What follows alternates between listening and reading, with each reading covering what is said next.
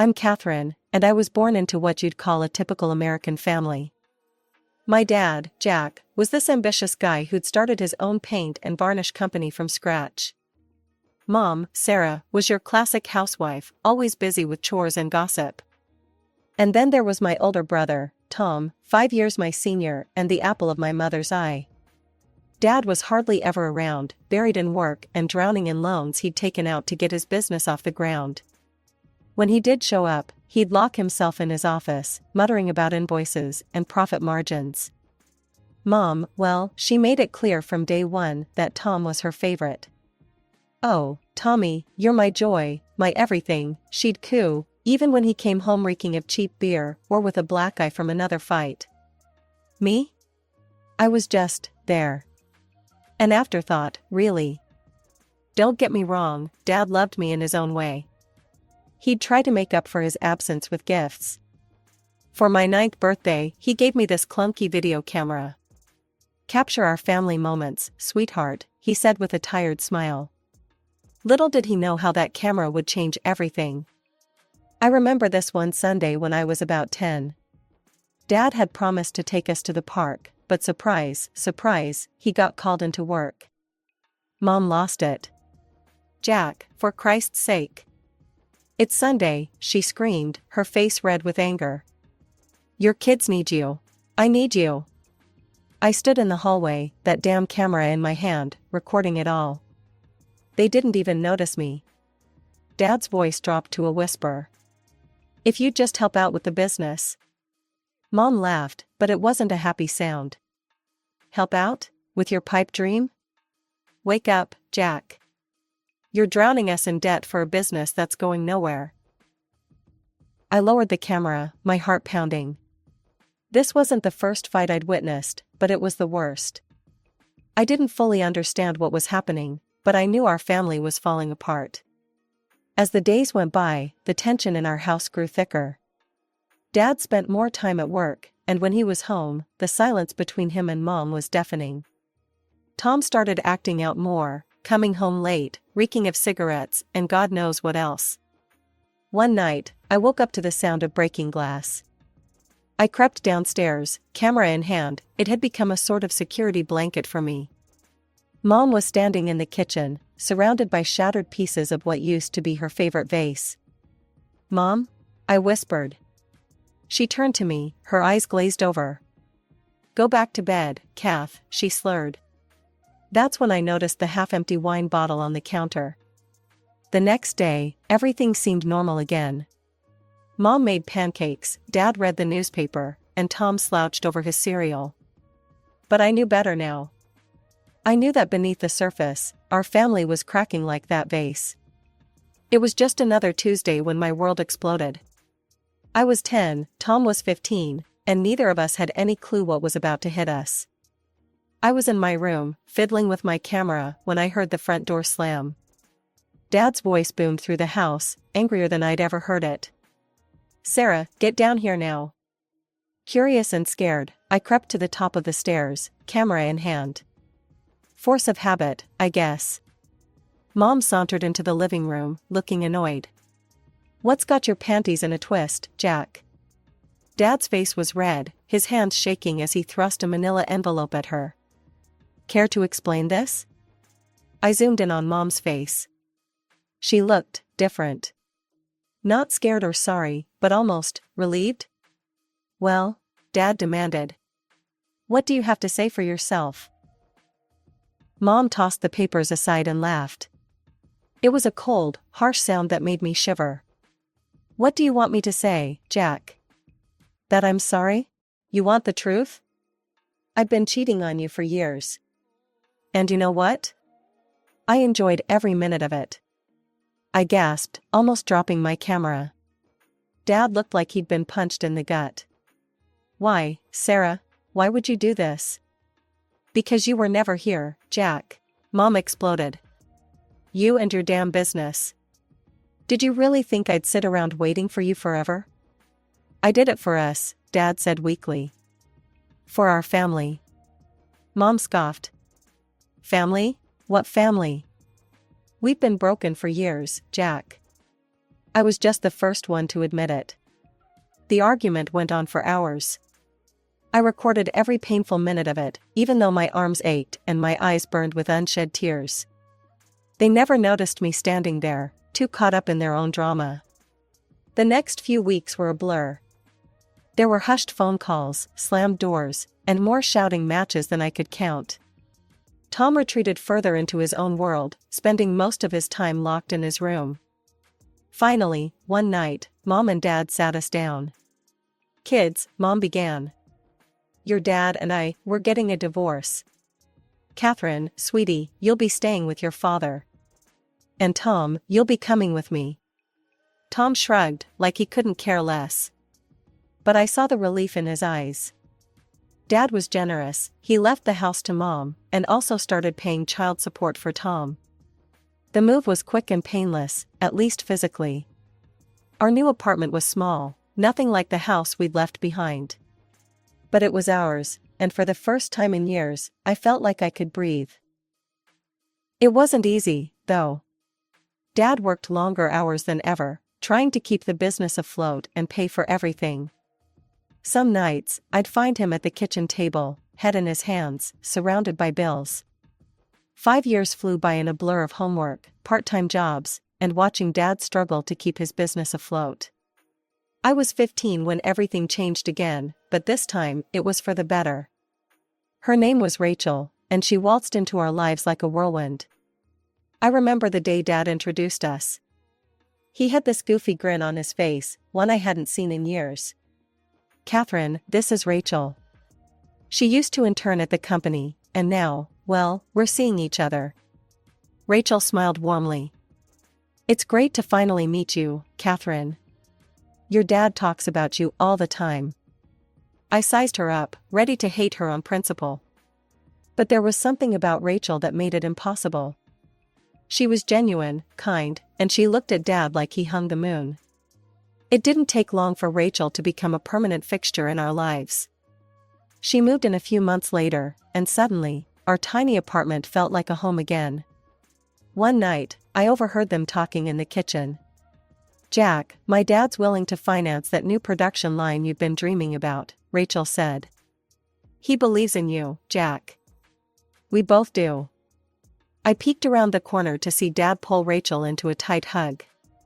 "What did I do to deserve you?" he whispered. It hit me then.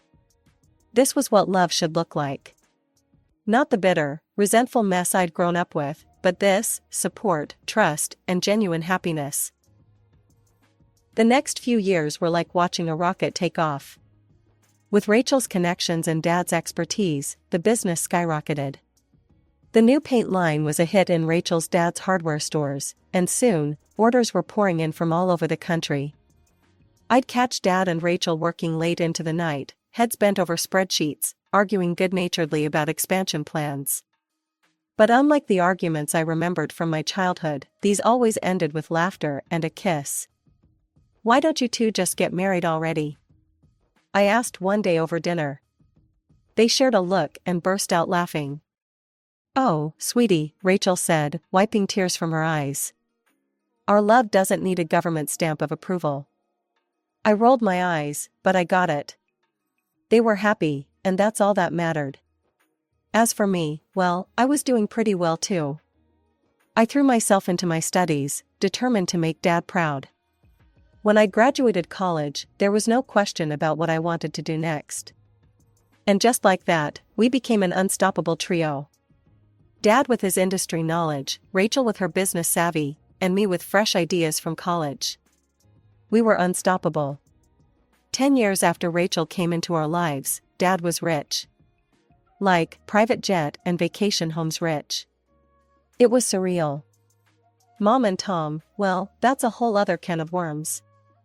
I hadn't spoken to either of them in years. Not since that disastrous Thanksgiving when Mom got drunk and called Rachel a home-wrecking whore. Tom supported her and called me a traitor. I'd left in tears that night, vowing never to subject myself to that again. Sometimes, I'd see Mom's name pop up in my phone, or get a random text from Tom asking for money. I always ignored them. It hurt, but I'd made my choice. I chose happiness, success, and love. Life has a cruel way of pulling the rug out from under you, just when everything seems perfect. For us, that moment came on a sunny Saturday in June. Dad had been talking about bungee jumping for weeks. "Life's too short to play it safe," he'd say, eyes twinkling with excitement. Rachel and I tried to talk him out of it, but you know how Dad was when he set his mind to something. The call came just after noon.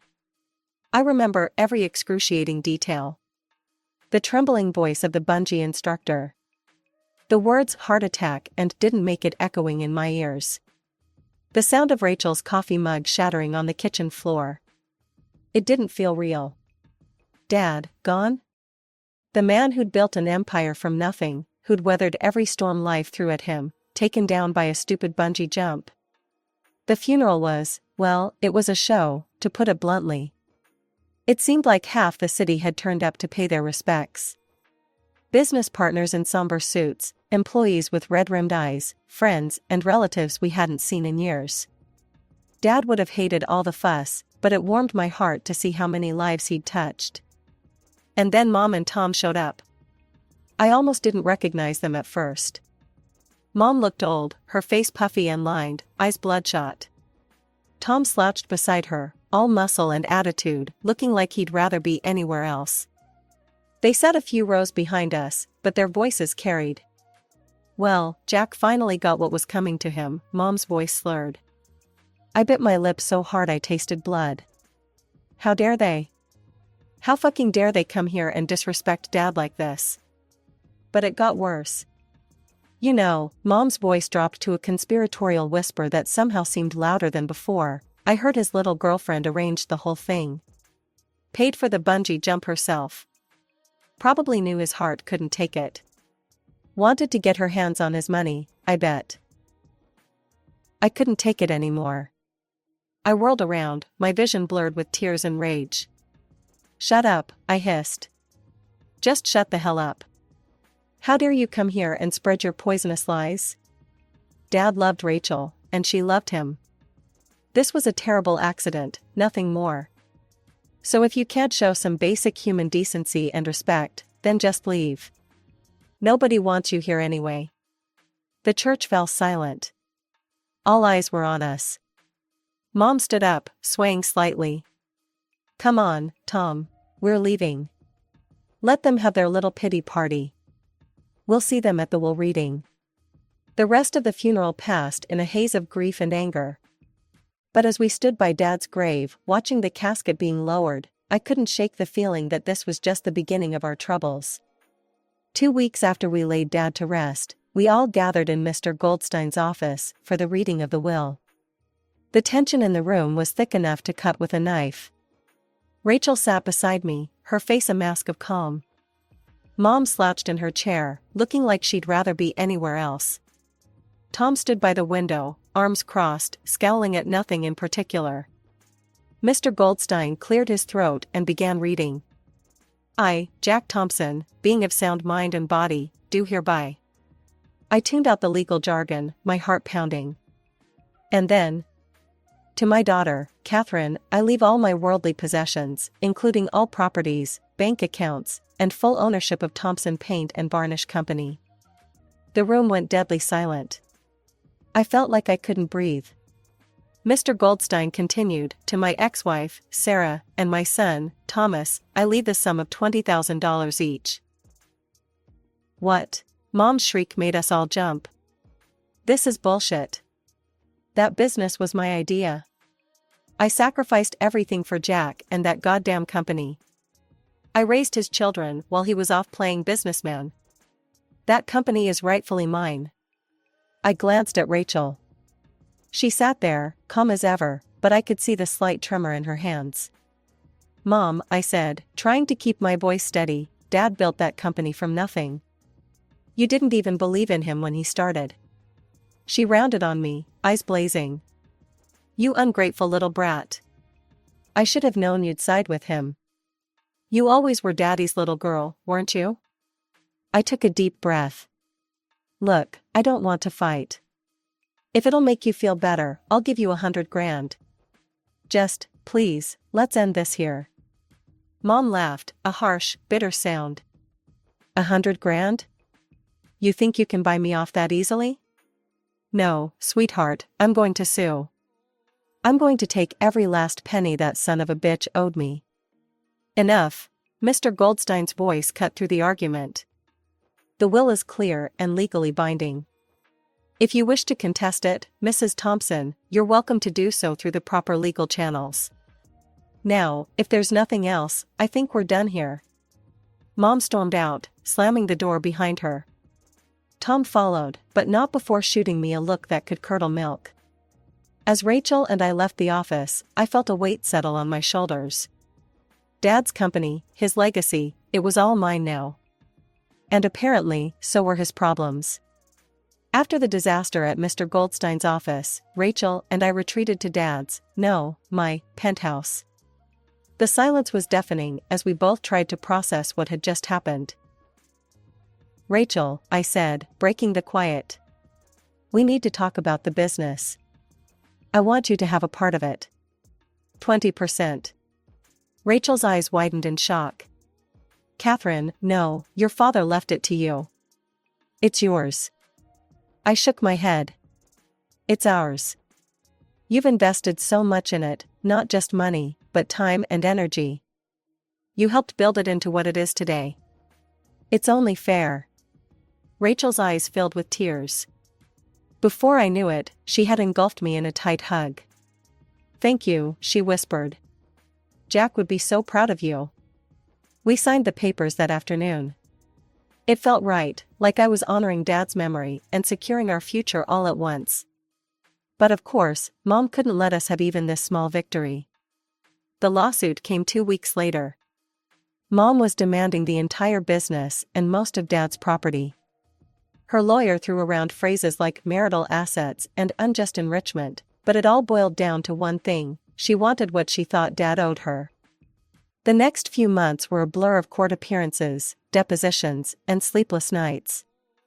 Rachel and I threw ourselves into running the company, determined not to let Mom's vendetta derail everything Dad had worked for. In the end, the judge rejected Mom's claims. The will stood. I thought that would be the end of it, but I should have known better. It was during the final hearing that Mom's lawyer dropped the bomb. Your Honor, we've just learned that Ms. Thompson has transferred a significant portion of the business to Rachel Carson, the deceased's girlfriend. In light of this new information, we'd like to file a separate suit against Ms. Carson. My heart sank. I glanced at Rachel, who had gone pale. On what grounds? The judge asked, sounding as tired as I felt. Alienation of affection, Your Honor. We have reason to believe Ms. Carson engaged in an affair with the deceased years ago, leading to the breakdown of my client's marriage. I couldn't believe what I was hearing. It was a lie, all of it. But as I looked at Mom's triumphant face, I realized she didn't care about the truth. She just wanted to hurt us, to take what she thought was hers. As we left the courthouse that day, reporters swarmed us, shoving microphones in our faces and shouting questions. Ms. Thompson, did you know about your father's affair? Ms. Carson, how long were you involved with Jack Thompson? Is it true you're giving away your inheritance to your father's mistress? Rachel grabbed my hand and pulled me through the crowd. No comment, she repeated, her voice steady even as I could feel her hand shaking in mine. Once we were safely in the car, I broke down. I'm so sorry, Rachel. This is all my fault. If I hadn't given you part of the company. Stop, Rachel said firmly. You did nothing wrong. Your mother, she's hurt and angry, and she's lashing out. But we're going to get through this. Together. I nodded, wiping my eyes. Together, I echoed. As our driver navigated through the city traffic, I couldn't help but wonder, how much more would we have to endure before this was over? And at what cost? The day of the trial arrived, and I felt like I was going to be sick. The idea of testifying against my own mother made my stomach churn, but I knew it was necessary. Rachel deserved justice, and Mom needed to face the consequences of her actions. As I sat in the witness stand, I could feel Mom's glare burning into me. But I focused on Rachel's encouraging smile and found the strength to speak. "Your Honor," I began, my voice surprisingly steady, "I have evidence that directly contradicts my mother's claims." The courtroom fell silent as I explained about the old videos I'd found. With shaking hands, I presented the tapes to the court. The first video played, showing a much younger version of my parents in our old living room. Mom's voice, slurred but clear, filled the courtroom. "You want the truth, Jack? Fine. I've been cheating on you for years. And you know what? I don't regret it one bit." I couldn't look at Mom, but I heard her sharp intake of breath. The video continued, laying bare all of her infidelities and lies. Next, I presented the detective's report Dad had kept. It detailed Mom's affairs with dates, times, and photographic evidence. "As you can see, Your Honor," I concluded, "my mother's claims of my father having an affair with Rachel are completely false. In fact, it was my mother who was unfaithful throughout their marriage." The judge's face was grim as he reviewed the evidence. Mom's lawyer looked like he wanted to sink into the floor. When the verdict came, it was decisive. The judge not only dismissed Mom's case against Rachel, but also ordered her to pay all legal fees. Mom didn't take it well. She insulted Rachel and me, saying things you wouldn't expect to hear from your own mother. She continued her tirade, spewing profanities until the judge had no choice but to fine her for contempt of court. As the bailiffs escorted her out, she turned to me, her eyes blazing with hatred. "This isn't over, Catherine. You'll regret this, I swear to God." I thought that would be the end of it. I was wrong. A few days later, Rachel burst into my office, her face pale. She handed me her phone. On the screen was Mom's Facebook page, filled with posts about our company. "Thompson Paint is drowning in debt," one post screamed. "Catherine Thompson is running it into the ground." Another claimed, "Inside source reveals, Catherine Thompson planning to flee to Mexico with company funds." We spent the next 48 hours in crisis mode. We issued statements to our employees and customers, assuring them of the company's financial stability. Our legal team drafted a cease and desist letter to Mom, threatening a libel lawsuit if she didn't retract her statements. To my surprise, it worked. Maybe Mom finally realized she'd gone too far, or maybe she just ran out of fight. Whatever the reason, she posted a retraction the next day. "I, Sarah Thompson, hereby retract my previous statements regarding Thompson Paint and Varnish Company and its CEO, Catherine Thompson. My claims were unfounded and made in anger. I sincerely apologize for any confusion or distress my words may have caused." As I read her words, I felt a mix of relief and sadness. This woman, who had once been my mother, was now nothing more than a bitter stranger intent on destroying everything Dad had built. 2 months passed in relative peace. The company was thriving, and Rachel and I had settled into a comfortable routine. The wounds from the legal battles were slowly healing, and I dared to hope that maybe, just maybe, we could move on. But life has a way of throwing curveballs when you least expect them. It was a crisp autumn evening, and I was heading to my car after a long day at the office. The parking lot was nearly empty, the setting sun casting long shadows across the asphalt. As I fumbled for my keys, a familiar voice made me freeze. "Catherine?" I turned slowly, hardly believing my eyes. There, looking small and worn, stood my mother. "Mom?" I said, my voice barely above a whisper. "What are you doing here?" She shuffled her feet, not quite meeting my eyes. "I've been thinking about your offer. The $100,000. Is that offer still on the table? I take it and leave you alone." For a moment, I was speechless. Then, to my own surprise, I started laughing. It wasn't a happy laugh, but a tired, incredulous one. "Are you serious?" I finally managed to say. "After everything you put us through? The lawsuits, the slander, the lies?" Mom's face hardened. "Now listen here, young lady." "No, you listen," I cut her off, feeling years of pent-up frustration pouring out. "That offer expired the moment you decided to drag us through court. It's gone, Mom. Just like any respect or affection I had left for you. She paled, then flushed with anger. You ungrateful little. I'm not finished, I said, my voice cold. If you ever try to threaten me or slander our company again, I will sue you for every penny you have left. And trust me, I'll win. Without waiting for a response, I got into my car and drove away, watching her shrinking figure in my rearview mirror. It felt like the end of a chapter, but also the beginning of something new. The next few weeks were a whirlwind of activity. Rachel and I threw ourselves into work, expanding the company in ways Dad had only dreamed of. We launched a new eco-friendly paint line, opened 3 new factories, and even started a scholarship program for aspiring young entrepreneurs. Through it all, Dad's memory was our guiding light. We kept his photo on the wall of our main conference room, a constant reminder of where we came from and what we were working towards. Dad was gone, but his legacy lived on through us. Through the company he'd built from nothing, through the love he'd shared with Rachel, and through the strength he'd instilled in me. And as for me and Rachel? We were more than just business partners. We were family. Bound not by blood, but by love, respect, and a shared dream.